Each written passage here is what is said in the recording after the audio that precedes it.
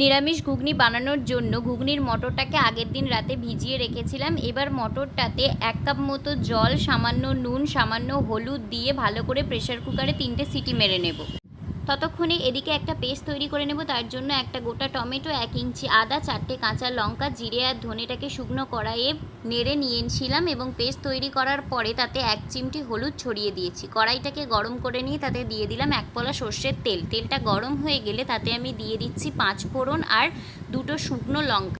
ফোড়নটা বেশ ভালো মতোই হয়ে গেছে। এবার এতে দিয়ে দিলাম 1 চামচ বেসন।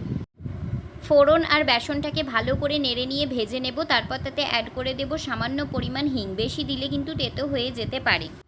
তার সাথে অ্যাড করে দিলাম তৈরি করে রাখা মশলার পেস্টটা এবং ভালো করে কষিয়ে নিয়ে সেদ্ধ করে রাখা মটর আর আলুগুলোকে দিয়ে ভালো করে ফুটিয়ে নিলেই তৈরি হয়ে যাবে আমাদের নিরামিষ ঘুগনি। এবার সুন্দর করে আমি সার্ভ করে নিয়েছি। সো ফর নাও টাটা, দেখা হচ্ছে নেক্সট